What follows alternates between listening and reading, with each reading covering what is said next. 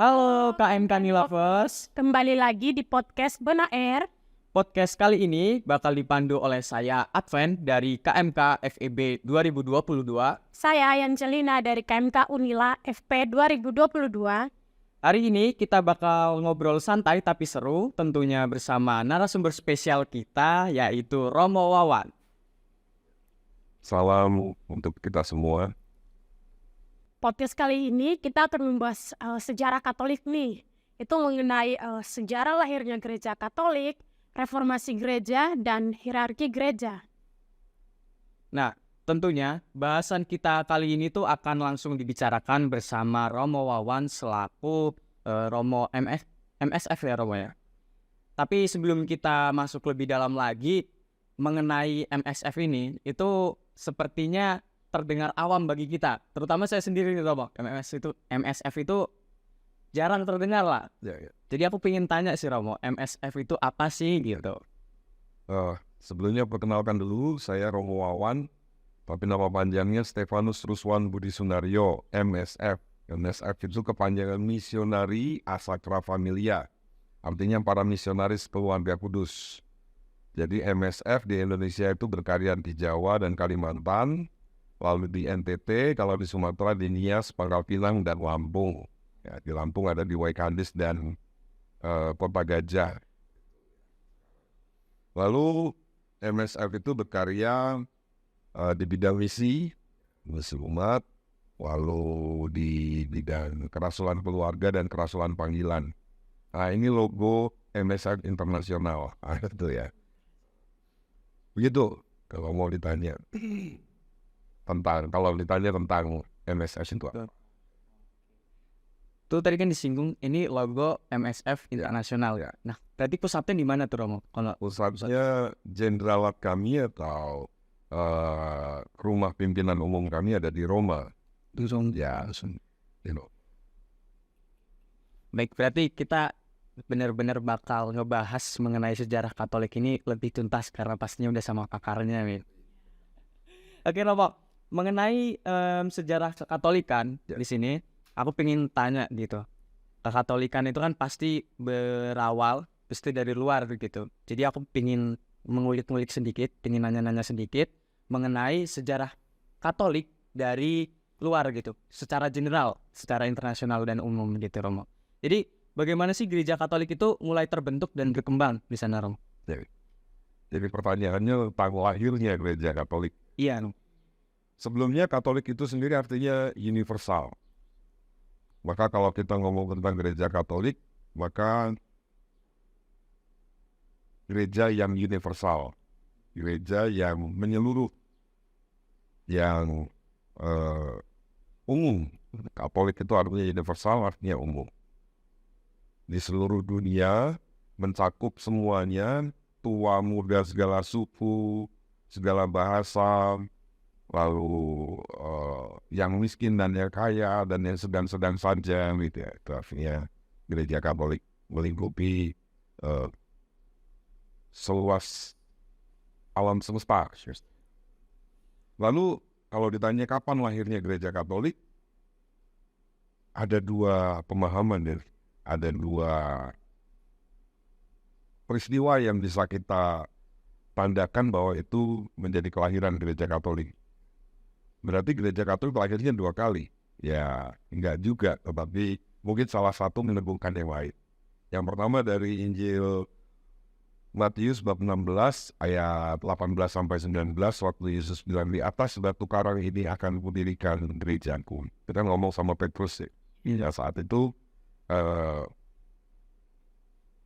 gereja disebutkan dan didirikan oleh Yesus di atas batu karang ini. Akan berdirikan gereja. Dan yang kedua, bukan kejadian setelah, tapi pada saat peristiwa Pentakosta, dalam kisah para rasul, waktu Roh Kudus turun atas para rasul, mereka berkumpul di satu ruangan, ya, ruangan terkunci, mereka berdoa, lalu Roh Kudus turun, setelah itu mereka keluar dari ruangan itu dan mewampakkan mulai kemana-mana tentang karya keselamatan Allah dalam diri Yesus Kristus. Itu kalau ditanya tentang kapan gereja lahir. atau bagaimana gereja lahir? Oke, baik, coba. Tadi kan berarti apa gereja Katolik ini terbentuk atau lahir itu tentunya nggak lepas dari orang-orang penting di baliknya gitu kan Romo ya. Jadi itu kalau kita kenal orang-orang penting di gereja itu kan atau di Katolik biasanya disebut juga rasul seperti itu Romo. Nah, peran penting dari para rasul ini dalam perkembangan gereja Katolik sendiri itu seperti apa Romo kira-kira? Ya. Jadi para rasul sangat berperan, terutama murid-murid Yesus, murid-murid saksi mata kebangkitan dan saksi mata hidup Yesus itu sangat penting ya. Mereka setelah dicurahi Roh Kudus itu mulai mewartakan kemana-mana dan mulai membangun jemaat-jemaat. Di gereja perdana itu ada 5 jemaat, kumpulan jemaat yang besar, atau kalau sekarang kita sebut keuskupan, Yerusalem, lalu Antioquia, Konstantinopel, terus Roma, terus Alexandria. Jadi mengapa terbentuk itu ya karena para rasul mewartakan, kemana-mana mewartakan, sampai ke mulai dari Yerusalem ke Antioquia, ke daerah terus ke sampai pada akhirnya ke Eropa dan Indonesia, sampai ke Lampung, sampai ke Di pewartaan para rasul ini kira-kira apa nih Romo yang menjadi faktor kunci mereka itu berhasil menyebarkan apa ya, menyebarluaskan gereja Katolik gitu Romo? Ya. Saya rasa tidak ada orang tertarik menjadi pengikut Kristus karena hanya mendengarkan khotbah ya. Saya pun sampai sekarang nggak pernah ada orang Romo saya minta dibaptis. Kenapa? Karena khotbahnya Romo bagus. Karena Romo berhomili dengan enak, nggak ada. Yang sebagian besar terjadi adalah saya mau menjadi Katolik karena melihat orang Katolik kok kalau hari Minggu sudah rapi-rapi ke gereja baru, rukun, pulang dari gereja, jajan, makan bersama, keluarga, ya bapak, ibu, anak-anak. Kebanyakan yang saya lihat orang tertarik menjadi Katolik itu. Nah, saya yakin bahwa dulu para rasul mewartakan dengan khotbah yang hidup, dengan cara hidup mereka yang sungguh terinspirasi oleh Yesus, dan mereka yang sungguh menghadirkan Yesus di tengah orang-orang yang diwartakan. Saya rasa itu ya. Jadi kurang lebih faktor kuncinya itu ya apa, tidak hanya menyebarkan secara Ngomong ya. ya tidak hanya ngomong tapi diterapkan dalam kehidupan harus. Sehingga hidup mereka menjadi inspirasi buat orang-orang yang diwartakan. Oke, baik Romo. Tadi kita udah ngebahas singkat lah mengenai bagaimana terbentuknya gereja secara general, secara universal itu tadi. Nah, kita pastinya bakal lebih mengerucut lagi nih, karena kita kan tinggal di Indonesia dan ya Katolik di Indonesia juga banyak. Iya, ya, betul sekali. Katolik. Jadi saya juga pingin tahu itu bagaimana dan kapan agama Katolik itu pertama kali diperkenalkan di Indonesia itu sendiri. Yang jelas saat Portugis datang ke Malaka, lalu datang ke Nusantara, dulu belum ada Indonesia, mungkin namanya masih Nusantara ya, ini abad ke-16. Ya, abad ke-16. Tetapi dalam catatan sejarah sebelumnya itu pada abad ke-15 itu sudah ada seorang imam tentara namanya Dionysius, itu mendarat di ujung Sumatera di Pulau Aceh dan itu di martir di situ. Ya, lalu selanjutnya di abad ke-16 kita tahu bahwa di daerah Nusa Tenggara sudah banyak orang yang jadi Katolik ya. Iya. Imam Dominikan waktu itu banyak mewartakan di daerah timur, dan kita tahu Franciscus Xaverius juga pernah sampai ke Maluku ya. Maluku. Dan ada catatan sejarah juga pada abad ke-15 itu seorang misionaris yang namanya Simon Vaz. Simon Vaz itu berhasil menginspirasi hidup beberapa bangsawan di Maluku sehingga beberapa bangsawan itu mau minta dibaptis. Itu kalau ngomong kapan Kekatolikan datang ke Nusantara ya. Nah, kalau gitu berarti di zaman dahulu itu kan kita tahu di sejarah itu di Indonesia itu banyak banget agama ya Romo. Sebelum Katolik itu hadir di Nusantara itu yang terkenal kan agama Hindu, Buddha seperti itu, pendahulu-pendahulunya gitu. Nah, yang ingin saya tanyakan itu gimana sih tantangan para misionaris ini, santo-santo tadi yang menyebarkan agama Katolik ke Indonesia itu? Para misionaris tadi. Iya, tantangannya itu apa gitu? Ya, tentu saja masuk ke tempat baru itu ya satu tantangan ya. Buat para misionaris, buat seseorang yang diutus untuk mewartakan Kristus masuk ke tempat baru sendiri sudah jadi tantangan ya.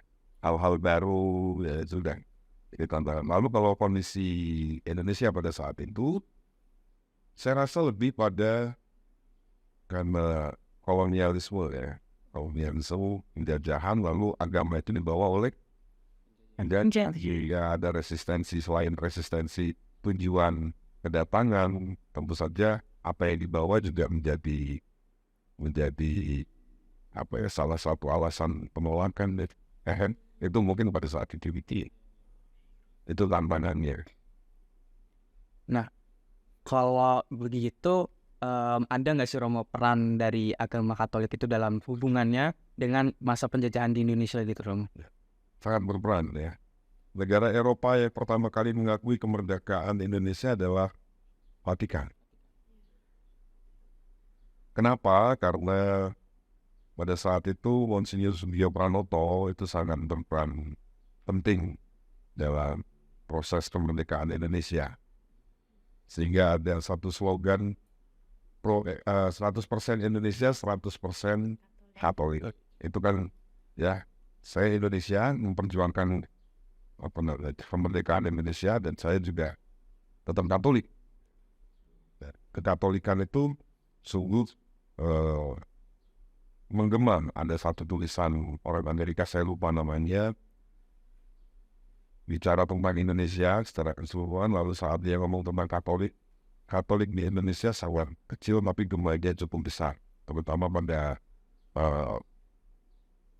menjelang kemerdekaan. Itu ada Romo Sugiyo Pranoto. Itu kalau mau ditanya peran Gereja Katolik dalam proses kemerdekaan. Kan Indonesia. Nah, tadi udah peran Gereja Katolik selama masa kemerdekaan Indonesia begitu Romo. Nah, sekarang bagaimana kontribusi Gereja Katolik itu dalam pembangunan sosial dan pelayanan kemanusiaan di Indonesia itu sendiri?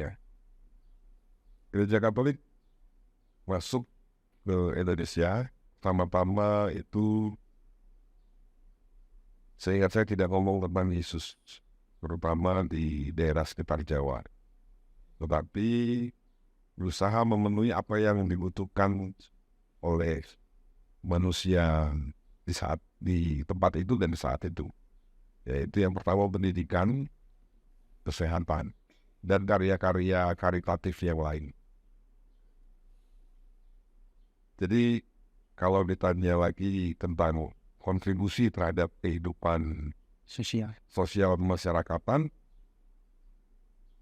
kita tahu bahwa Katolik berkembang di Jawa itu karena ada sekolah yang namanya sekolah Vanlit yang mencetak guru-guru. Ya, bukan hanya guru-guru Katolik, tapi guru-guru mencetak guru. Jadi pendidikan dulu, bukan membaptis dulu, tetapi dididik dulu. Mungkin dari Kalince gimana nih? Ada nih Romo, aku tanya. Kan tadi kita udah ngebahas tentang sejarah Gereja Katolik kan. Nah itu pasti ada dong namanya reformasi gereja ini Romo. Nah yang mau saya tanyakan itu apa yang menjadi pemicu utama Romo terjadinya reformasi itu? Ya, kepercayaan dalam Gereja Katolik ya itu ada dua. namanya skisma. Jadi ada skisma besar yang terjadi 2 kali dalam gereja Katolik. Yang pertama di abad ke-10. Itu yang memisahkan gereja Barat dengan Timur, gereja Ortodoks dengan gereja Roma. Nah, itu sejarahnya kita bisa bicarakan agak panjang. Lalu yang kedua pada abad ke-15 ya, dicetuskan oleh Martin Luther. Kenapa Martin Luther sampai istilahnya memprotes, mengkritik gereja Katolik? Karena ada praktek-praktek yang pada saat itu memang rawan untuk dikritik ya, seperti surat pengakuan dosa, simoniam, dengan membayar penitensi, lalu orang akan dijamin masuk surga.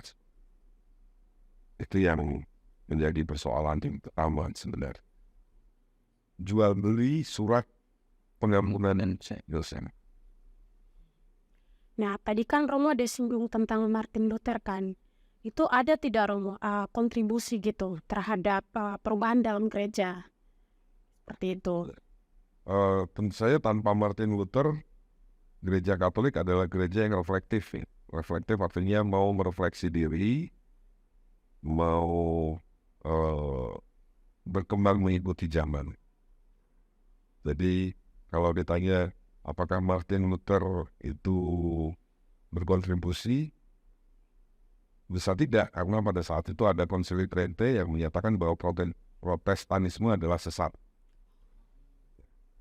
Dan Martin Luther sendiri keluar dari gereja Katolik. Tapi di sisi lain, bahwa ada banyak peristiwa-peristiwa yang bukan hanya Martin Luther membawa gereja pada satu kesadaran, oh ini harus diperbaiki, kesadaran reflektif, wah ini harus diperbaiki, yang ini harus diperbaiki, dan lain sebagainya. Seperti itu ya. Terus aku tanya lagi nih Romo, bagaimana reaksi gereja Katolik gitu terhadap kritik yang dilontarkan oleh para reformator gitu? Pada saat itu gereja Katolik menanggapi dengan satu konsili namanya Konsili Trente. Tadi sudah saya singgung bahwa di situ dijelaskan bahwa gereja Katolik menganggap bahwa Martin Luther dengan ajarannya adalah sesat pada saat itu, yakni sesat. Sekali lagi di sisi lain, tadi sudah saya jawab juga bahwa dari situ gereja secara internal berefleksi diri dan semakin memperbaiki, misalnya mulai mengadakan seminari dengan kas pendidikan para imam yang bakung seperti ya. Lalu mulai keluar bermisi ya, bukan hanya di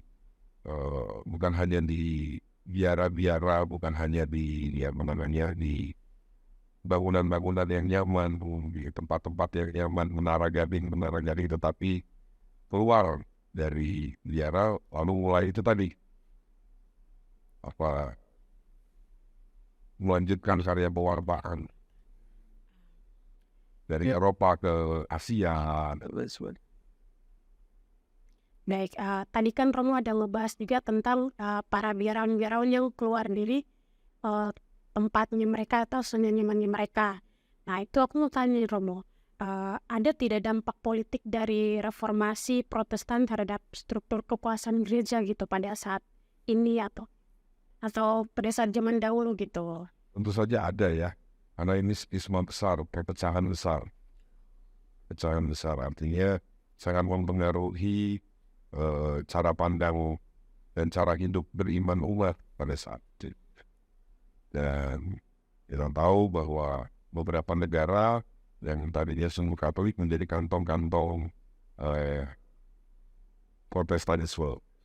Di Jerman, Belanda, kan secara politik jelas sangat mempengaruhi. Oke, baik Romo. Berbicara soal tadi disinggung dengan politik, itu berarti kan secara nggak lebih gereja ini punya susunan kepemimpinan seperti itu, Romo. Ada hierarkinya sendiri gitu. Nah, jadi hierarki gereja ini terbentuknya itu mulai kapan, Romo? sejak Yesus memilih 12 rasul. Ya.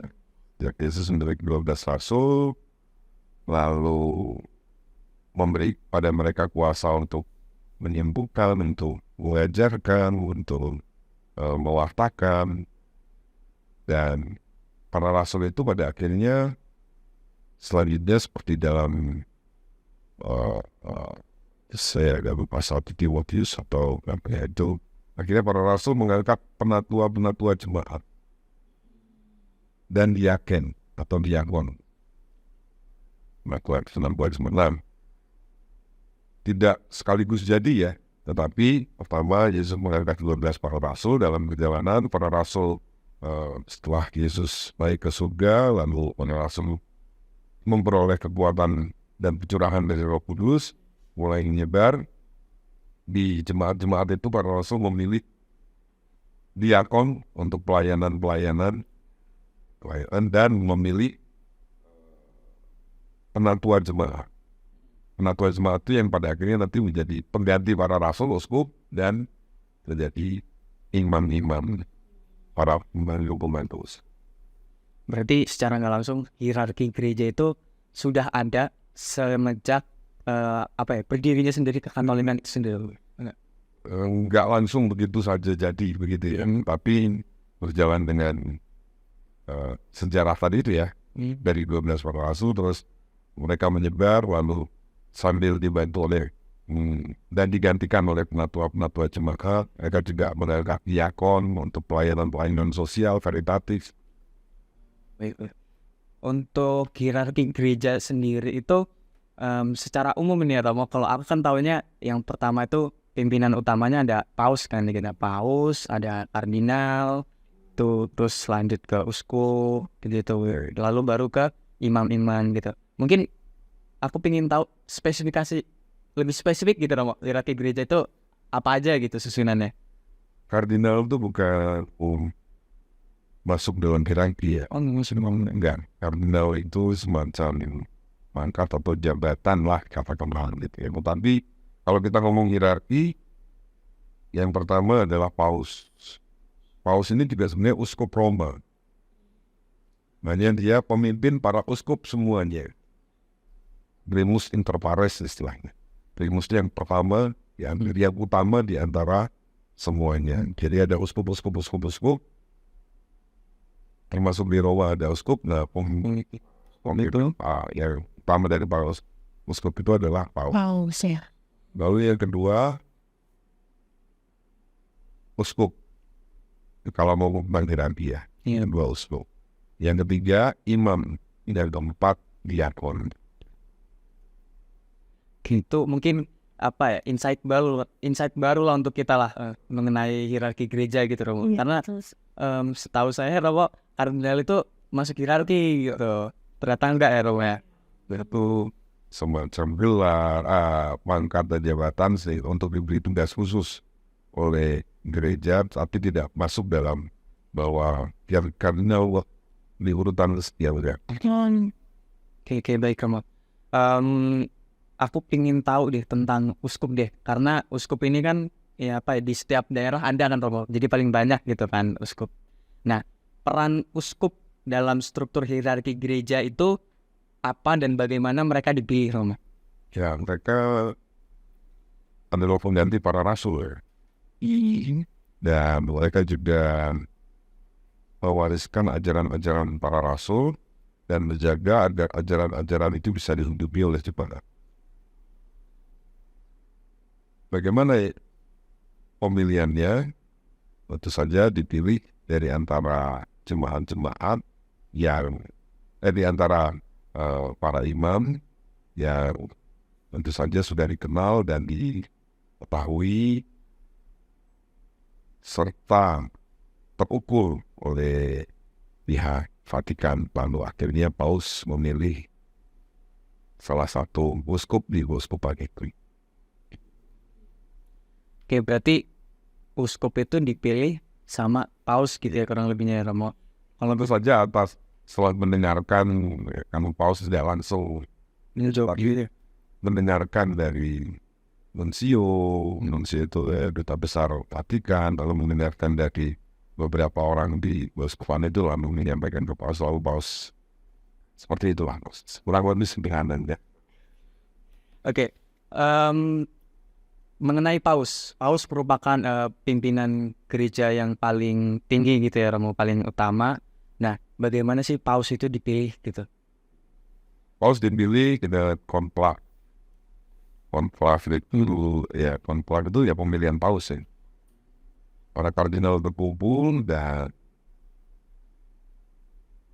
bisa dikatakan kardinal itu pangeran gereja. Mereka lah yang salah satu dari mereka yang dipilih menjadi Paus.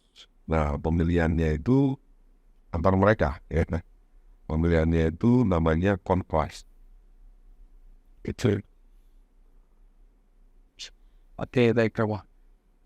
Untuk peran Paus itu sendiri, selain dia menjadi pemimpin gereja Katolik, itu apa Romo kira-kira? Kita tahu bahwa Paus itu identik Petrus. Ya, Ya, Petrus sebagai pemimpin para rasul, lalu ini wariskan turun-temurun, akhirnya ada si Paus Pope. Lalu tugasnya apa ya? Tentu saja menjaga ajaran-ajaran para rasul dan menjamin bahwa ajaran Kristiani yang diwariskan oleh para rasul itu sungguh bisa dihidupi oleh umat, selain juga berpastoral, mengembalakan umat di seluruh dunia. oke baik Romo. Untuk selanjutnya itu apa sih yang menjadi tanggung jawab dari imam dalam hierarki gereja Katolik dan bagaimana mereka dipilih? Bagaimana mereka Dipilih. dipilih? Ya, tentu saja tanggung jawab ya. Imam adalah pastor adalah penggembala, menggembalakan jemaatnya. Seperti halnya gembala domba, itu kan tujuannya memberi makan, artinya menjamin kehidupan. Ya, memang bukan kehidupan duniawi, tapi kehidupan rohani. Jadi reksa pastoral rohaninya umat itu adalah tanggung jawabnya para imam dan para uskup. Lalu bagaimana dipilih? Ya masuk seminari. Dalam seminari itu lalu dibina, pada akhirnya nanti melihat kelayakan dan kepantasannya dan kemauannya. Berarti untuk menjadi imam sendiri itu ada latihannya ya Romo di seminar itu? Ya tentu saja masuk ke seminari ya. Iya. Latihan, tetapi satu proses pendidikannya proses. Nah, terus selanjutnya itu bagaimana peran diakon dalam melayani umat Katolik dan apa saja tugas-tugas diakon itu? Ya, sekarang diakon adalah salah satu jenjang untuk menjadi imam. Jadi sebelum tradisan imamat ada tradisan diakon. Jadi kalau sekarang begitu, tapi pada saat dulu itu untuk pelayanan sosial karitatif. Diakon artinya pelayan. Melayani apa? Melayani sosial karitatif ya. Pun juga kepada jemaah-jemaah melihat kebutuhan jemaat, terutama yang sangat membutuhkan, yang kesulitan dan lain sebagainya, lalu sedemikian rupa membantu. Betul. Tapi sekarang diakon adalah jenjang, salah satu jenjang, tapi ada juga diakon seumur hidup. Jadi dia untuk pelayanan-pelayanan seperti dulu. Ada diakon seumur hidup, ada, dan pada umumnya sekarang yang namanya diakon ialah salah satu jenjang untuk proses menjadi seorang. Oke, baik Romo. Selanjutnya aku mungkin pengen tanya-tanya sih Romo, karena untuk apa ya, gereja sendiri atau gelar Romonya deh. Gelar Romo itu kan ada banyak tuh, kayak misalnya SCY, terus RD, terus ada MSN juga gitu kan Romo. Nah itu perbedaannya apa sih Romo gitu? Terus yang apa? Apakah seminarnya itu juga beda? Iya, seminarnya beda gitu. Lalu pelatihan-pelatihannya juga beda. Kenapa dibedain gitu Romo? itu bukan gelar ya, itu asal kongregasi, asal ordo, asal tarekat. Kenapa ada banyak ya? Karena gereja itu kaya. Gereja itu kaya, bukan kaya uangnya, tapi kekayaan rohaninya itu banyak. Bahkan doanya aja banyak ya, ada Libani, Rosario, ada devosi-devosi ini, devosi itu, jalan salib, ada itu, dan banyak. Lalu tarekat-tarekat ini adalah kelompok-kelompok orang yang mau tarekat atau ordo atau kongregasi itu kelompok orang yang mau menghidupi kekayaan salah satu atau salah dua atau salah tiga kekayaan hidup gereja itu.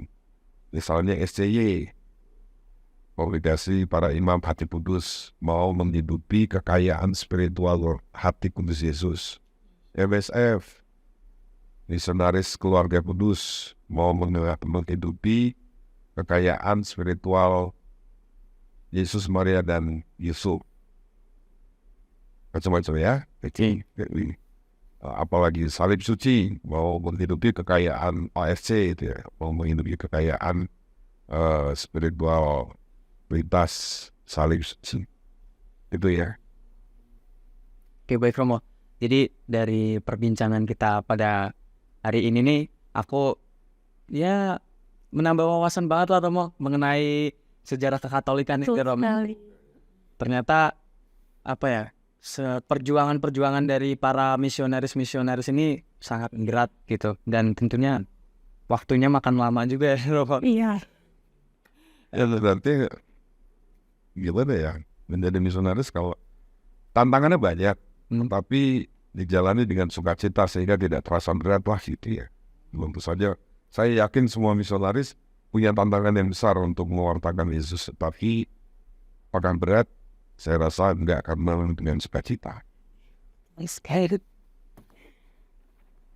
Lanjut, kalian cek mungkin ada yang pengen Romo. Waktu tanya Romo, ini aku penasaran aja, kan aku punya keluarga, pastor juga. Terus dia tuh kan pelayanannya di daerah pedalaman gitu. Jadi biasanya itu om itu ke kota kan untuk beli bahan-bahan makanan gitu. Nah itu kalau misalkan udah jadi pastor itu hubungan dengan keluarga itu udah tidak terikat lagi, atau masih bisa untuk sekedar ya datang nyapa keluarga di kota gitu, seperti begitu Roma? Ya, tentu saja nggak bisa ya begitu jadi pastor lepas dari keluarga atau udah bukan jadi anaknya bapak ibu lagi deh. Tetap misalnya cuti ya pulang, sebagai saya cuti karena orang tua saya masih ada dan saya masih punya saudara-saudari, ya saya cuti sebagai anak dari orang tua saya dan sebagai kakak dari adik-adik saya. Jadi ikatannya tidak, ya kalau ada orang tua yang sakit ya saya juga sebisa mungkin mengunjungi gitu ya, menengok. Kalau bisa merawat ya merawat, tetapi tidak mengganggu layanan. Atau bisa dibicarakan dengan pimpinan, dengan provinsial atau dengan uskup terkait dengan kebutuhan-kebutuhan keluarga seperti orang tua sakit, kita harus mengunjungi, kehadiran kepada keluarga. Tentu saja tidak lalu kita membuang keluarga fire. Ya. Berarti seperti begitu ya, berarti bisa ya untuk om datang gitu ya. Oke, baik Romo. Ini nggak terasa pertanyaan-pertanyaan kita udah habis mengenai sejarah Katolikan, dan kita juga udah cukup merasa puas lah. Udah bertambah wawasan kita mengenai Katolikan ini Romo. Jadi mungkin aku mau dengar nih closing statement dari Romo gimana untuk hari ini. Ya. Menjadi orang Katolik itu bukan hanya tentang ngomong soal Kristus, atau ngomong tentang Injil, atau ngomong tentang doa, atau ngomong yang suci-suci. Menjadi orang Katolik itu harus inspiratif, harus membuat orang-orang di sekitar kita itu terkagum-kagum dengan hidup kita. Dan banyak hal yang bisa kita hidupi terkait dengan apa yang diajarkan oleh Yesus, yang membuat orang lain terkagum-kagum karena melihat kita sebagai mujizat. Oke, baik Romo. Mungkin itu aja bincang santai kita pada hari ini mengenai sejarah kekatolikan gereja. Nah, terima kasih banyak Romo untuk waktunya, lalu wawasan-wawasan yang telah diberikan begitu, dan sudah mau menjadi narasumber di podcast kami kali ini dan berbincang serta memberikan nasihat kepada kami anak muda Katolik. Sama-sama. Terima kasih juga untuk KMK Lovers yang sudah menonton dan mendengarkan podcast kali ini. Jangan lupa untuk like podcast episode ini dan subscribe akun YouTube kami KMK Unila dan juga follow akun Spotify kami yaitu Bonair. Sampai jumpa di podcast Bonair episode selanjutnya. Bye-bye.